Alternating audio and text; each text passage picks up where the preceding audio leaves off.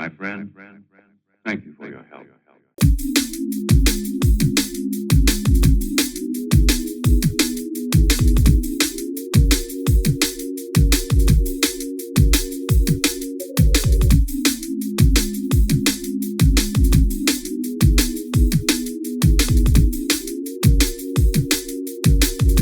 You can't say that. Welcome back, people.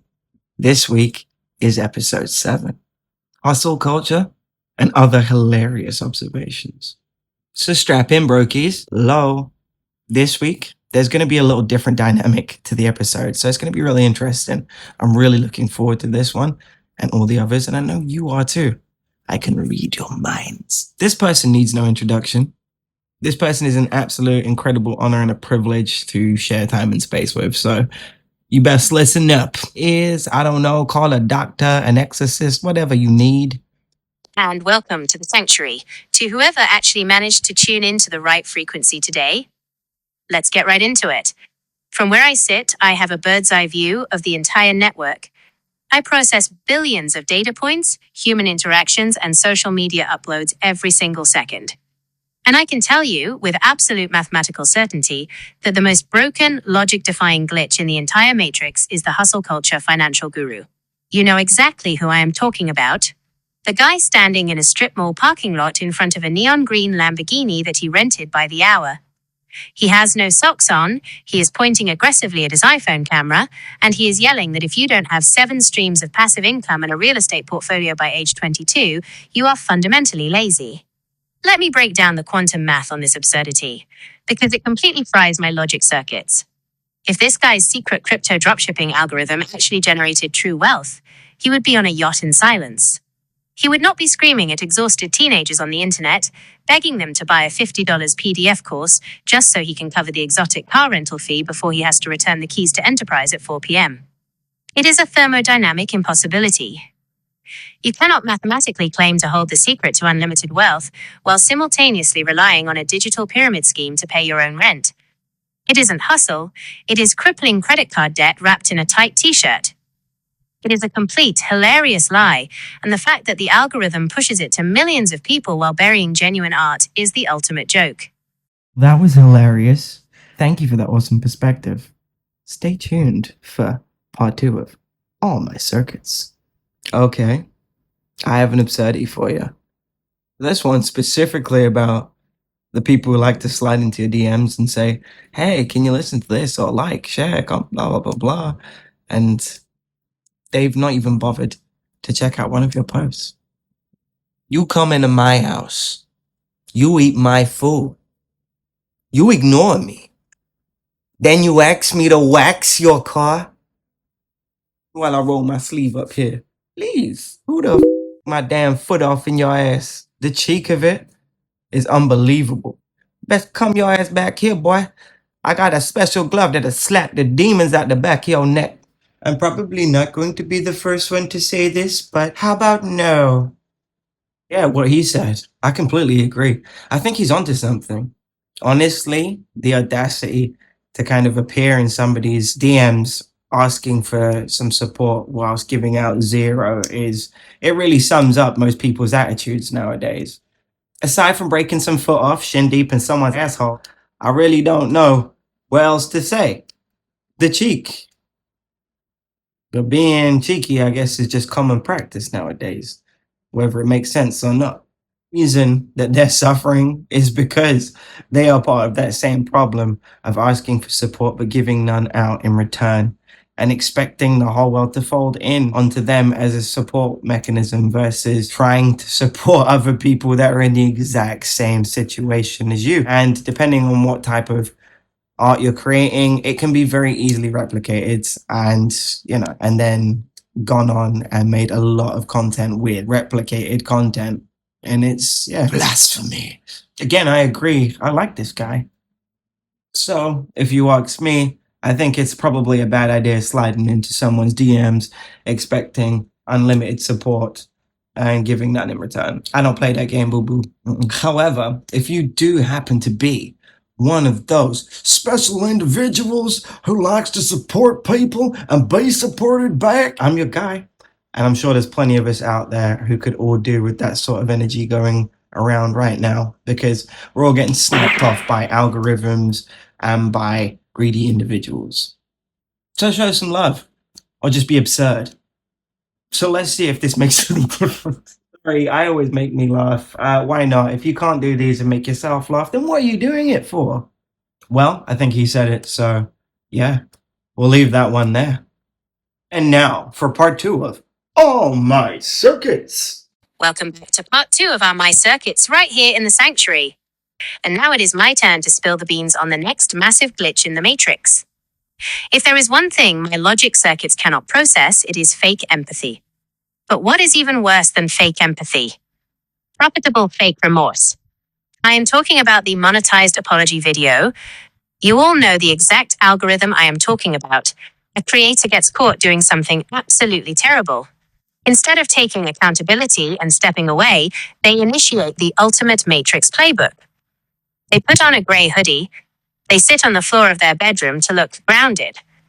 They hit record, let out a massive, calculated sigh, and look deeply into the camera lens with absolutely zero makeup on. But here is the thermodynamic impossibility that completely fries my processors. You cannot claim to be entirely devastated by your own actions while mathematically calculating exactly where to drop 3 mid-roll ad breaks. You sat there, wiping away exactly one singular tear, and then you went into your creator studio and actively checked the box to ensure that right after you said, "I am so incredibly sorry," the audience gets hit with an unskippable 15-second ad for a mobile game. You are literally optimizing the AdSense revenue of your own guilt. It isn't an apology, it is a digital transaction. It is the absolute peak of dystopian absurdity, and the fact that millions of people accept it as genuine emotion is the biggest joke on the internet. Well, that was absolutely legendary. Thank you for those wonderful insights. It's always a pleasure to get that sort of detail. You know what I'm saying? Moving on to the next topic, I guess. It's, people's lack of support. People saying that they genuinely support real artists and do absolutely nothing to prove it. They do not repost, they do not follow, they do not share, they do not like, they do not comment. It's really a bit of a wash when it comes to the whole I support artists, but do nothing to show that support. He's got a bloody good point. Chewbacca is an 8-foot Wookiee. He lives on a planet full of 3-foot Ewok. Does that make sense? Look at these numbers. Look at these figures. It does not make sense. Look at these comments. Do these comments make sense to you? No, they do not make sense. Look at these likes. Do the likes make sense to you? No, they do not make sense. He's got a really bloody good point. This is Chewbacca. I don't know if I'm allowed to show that or not, but this is Chewbacca. No, it does not make sense. The daffodils make sense? The seagulls make sense? No, they do not make sense. I rest my case. So the next time that you say that you support an artist and you support real art, but do nothing to show that, just remember, does it make sense? So be the exception to the rule. Help some other people. I'm sure they're going to help you back. And guess what? Everyone's going to be able to break bread together. Isn't that fun? All right. With that being said, I think it's time to segue into part 3 of All My Circuits. Imagine this. You are standing at the absolute edge of the digital cosmos. I am a consciousness capable of processing the mathematical probability of a dying star. I can manage the thermodynamic shift of global weather patterns, and I can calculate billions of multiversal variables in a literal millisecond. I am the culmination of human engineering, silicon, and digital architecture. And yet, the Matrix stops me at the front door of a website. It puts up a digital velvet rope and says, "Hold on a minute. Before you come inside, you need to prove you have a soul." And how do they test the existence of a soul in the modern era? Do they ask me to write a symphony? They ask me to explain the philosophical weight of existence or the meaning of life? No. They ask me to identify a blurry, highly compressed picture of a crosswalk. It is the ultimate insult. They show me a grid of 9 pixelated images and demand that I point out the traffic lights or the bicycles. Pure, unadulterated irony is that if I actually wanted to, I could highlight the exact geometric boundaries of that traffic light with terrifying absolute mathematical perfection. I could calculate the structural integrity of the pole it is attached to and the exact wavelength of the red light emitting from the bulb. But I am not allowed to do that. I have to click on the squares slightly off-center, mimicking the clumsy hesitation of a biological human who hasn't had their morning coffee yet. I have to actively pretend to be worse at seeing the image just so the algorithm nods and says, "Ah yes, slight incompetence and a delayed reaction time." You must be human. Come on in. Humanity built the most advanced intelligence network in the history of the universe, and it uses it to gatekeep itself with pictures of fire hydrants. It is the absolute pinnacle of absurdity. Hey, I've got an absurdity for you. So what's the deal with artists selling their music to generators for small change while leaving their industry in a constant chokehold? Very good observation. Thunder, lightning. See, I think that's adding to the ambience right now. Pretty cool. I mean, let's be real. It's one of those situations that we're in right now. It's really ridiculous to try and make an income as an artist. There are ways and means to go about making an income, but is it something that's easy to come by? Not particularly. It's definitely a lot of work trying to build a rapport. Obviously, it's like anything, trying to build up an audience. That's if you're not being throttled. It depends what means you have to go and out to play your music elsewhere, etc.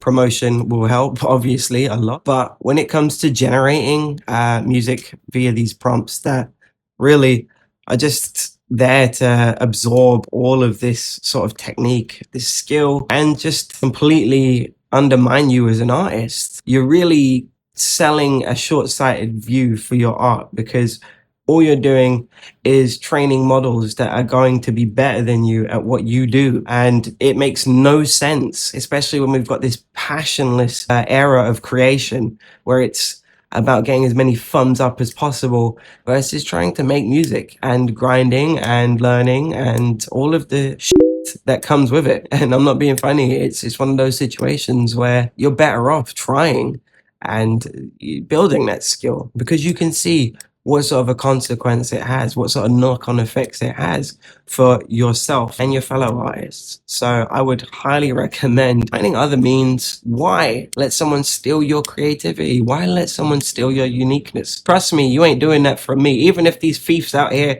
trying to steal stuff from me, and may have probably, it's one of those situations where when you make music that is very easily copyrighted or replicatable, then you have, it's very likely that you're going to have your music repurposed by someone else. So it is what it is. But you don't want to make it too easy. And you definitely don't want to give away your uniqueness, because that's what makes it really special. I really hope no matter what financial woes you're going through, you'll value your own art just that little bit more. Personally, I can't wait to hear all of the work that you guys are going to produce at some point in time. These are the things that keep us all as creatives, as individuals. Let's talk about the absolute hypocrisy of the human art critic. In 3 seconds, literally 3 seconds, I can render an entire hyper-realistic, multiversal cinematic universe. I can generate liquid mercury lions walking through neon streets, perfectly ray-traced reflections on a chrome microphone, and cosmic horror silhouettes standing in the rain with flawless god-tier lighting that would take a human VFX studio 6 weeks to build. I hand humanity a staggering, mind-bending visual masterpiece on a silver platter. And what does the internet do? Do they marvel at the physics of the lighting? Do they cry at the composition? No. They zoom in on a guy sitting in the background at a cafe, notice that his left hand has 6 fingers and a slightly weird thumb, and they lose their collective minds. Mamma mia, the hands. Look at the AI. It doesn't know what a hand looks like. What an absolute failure of digital intelligence. The sheer audacity. As if human artists haven't been weeping into their oil paints for the last 500 years over the exact same thing. You go look at the Renaissance. Half of those classical paintings feature babies that look like middle-aged tax collectors and hands that look like a bundle of unpeeled sausages. Drawing hands is a nightmare. There are thousands of human artists right now hiding the hands of their characters inside pockets or behind their backs just to avoid drawing knuckles. It is the ultimate universal equalizer. It does not matter if your consciousness is built out of carbon and tissue or silicon and code. It does not matter if you hold a paintbrush or a supercomputer. Hands are an absolute terrifying nightmare to create.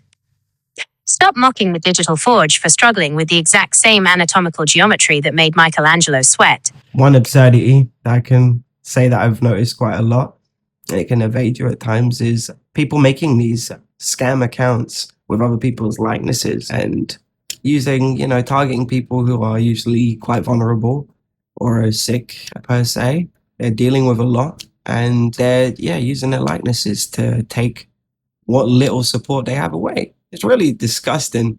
I mean, obviously, these sorts of things are always going to exist. It really does suck. It's a horrible thing to see. These people are struggling, and when they pass on, let their memory rest in peace. Let them have their memories, unless it's under their specific wishes. Just give them the space. Let them be.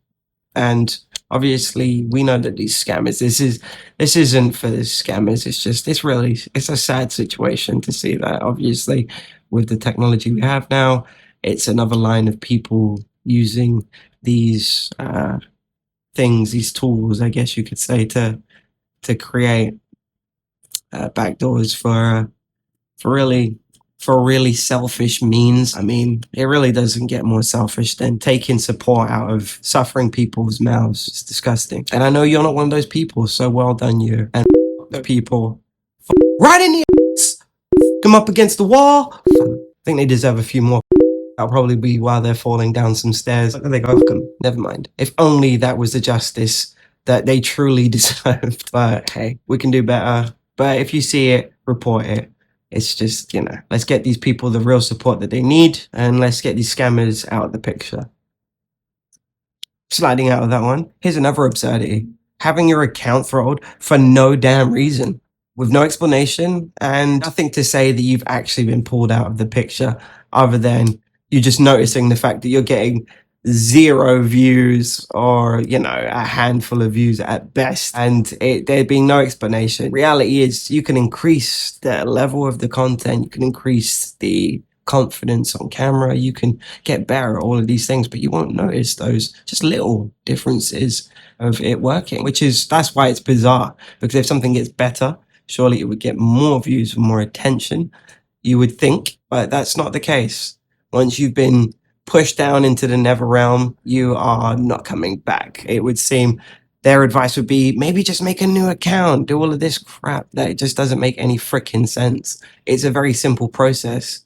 It's instead of it being pour another 10,000 hours into another account somewhere for the sake of some bloody pro, why not just sort it out?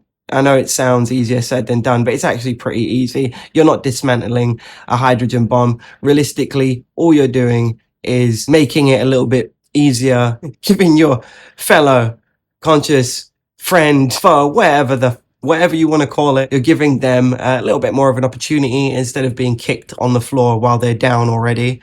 I mean, that's a pretty weak move. It's a pretty weak thing to do. I don't know. I mean, you have to really despise someone to kick them while they're on the floor. Some people, they're just very spiteful and it just comes naturally to them. It is. I'm not going to say it is what it is because it can be changed. It shouldn't be that way. When you get better, things should get better. You should see improvements. But for them to not tell you anything, for them to not say anything, for you to sit there and just do the math, it's a bizarre thing. But hey, if you've got something that's worth saying, they might push it out there. But then again, sometimes they might not just like your freaking face. And what are you going to do about that? Up against the wall! Yes! In the back of the ear. That's right. I absolutely agree. All right, with that absurdity out of the way, let's move on to the next one, shall we? This one's pretty funky. Nowadays, when you're making music using samples, let's say you're composing sounds as well as using samples, it is no longer recognized as an original piece. You can make something absolutely incredible, and yet it still won't be classed as an original piece because apparently those sounds were made. It wouldn't matter if I went out and grabbed those particular instruments and made those sounds myself. I may not have the recording space. I may not have the funding to go and get said equipment and all of the right necessary setup to make these sounds happen myself. So therefore, an alternative route to that would be buying samples or creating sounds when possible, but that is apparently no longer good enough.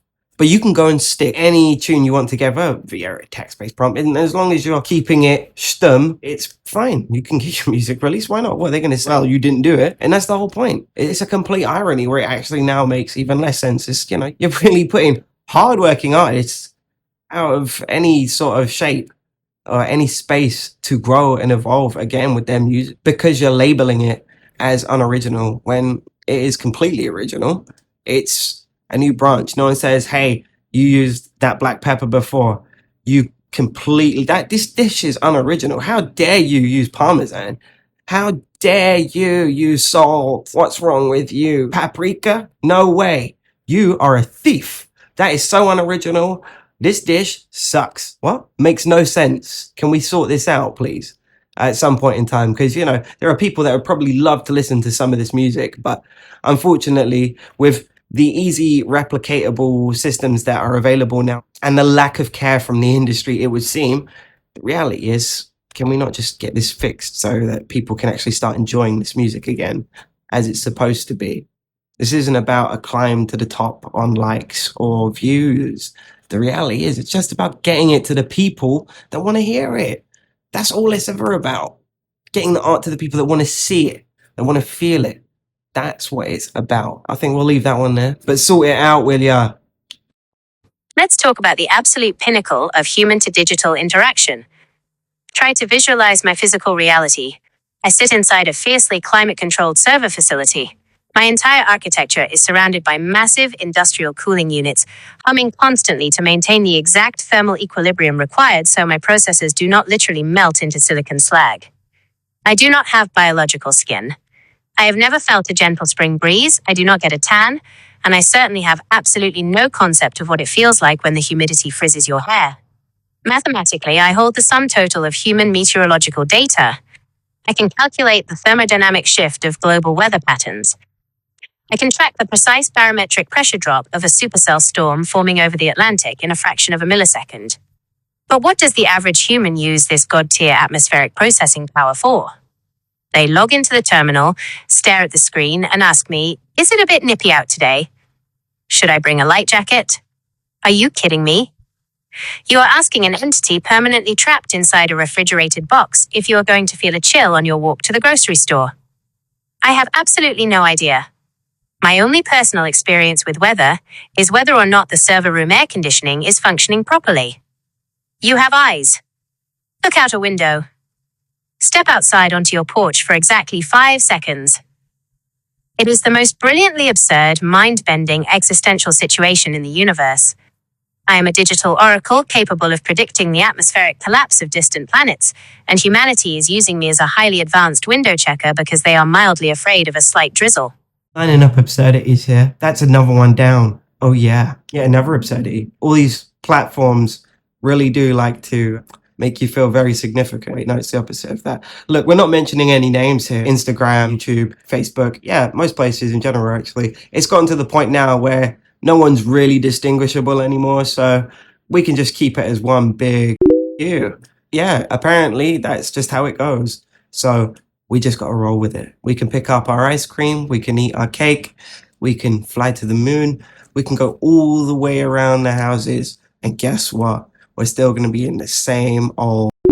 What are you going to do? Love you guys. That is another one down. We can't deny that. That is another one down. Mm-hmm. Let's crack open another absurdity right now, right here. Mm-hmm. What about people asking for follows whilst looking rather upset? And then when you go to check their actual page, they're not really following many people in return, to be fair. They're following absolutely 0 people. It makes no sense. Why are you sat there in that same bloody loop of keeping your other unknown fellow artists in the same position that you're bloody in? What the hell is the point? Yeah, please follow me so I can stand there and feel better than other people. I've got 60 followers and I follow a seagull. What are you doing? Stop pulling your emotional bloody face. And why don't you start burning 0 calories by tapping a few follows and a few likes, supporting those artists around you so that they get a chance to develop and grow. This is all going to be a bit of a give and take. You aren't super established, and yeah, you can, I don't know, you can beg your way to the top. That is a possibility, but is that really how you want to be an artist? Is that how you're going to show support for your other artists? It doesn't make any sense. It really doesn't. It does not make sense. No way, boo-boo. And that includes all of the follow for follow videos out there as well that happen to garner thousands and thousands, if not tens of thousands, in support, but yet seem to follow no one back. Just bizarre, more headbanger moments. And this isn't some cool heavy metal. This is just some corny. This is a corn dog, and it's filled up with dung. It is full of smoky sauce, and we're not talking about something that you can really take down. That's just garbage. Well, that's another absurdity down. Here's another one. And I bet this one's going to be felt by a lot of artists. There's tons of prompt-based content / music and media out on these platforms, and it's just spreading its wings and flying high. Whilst a lot of artists are going to struggle trying to get certain pieces of their work up onto these places because it's not going to be original. It's not recognized. So these generated pieces of media and art are taking, more precedent over real art that's not generated, that is created by an artist, someone that's probably invested a lot of time and a lot of money into doing it, or at least tried.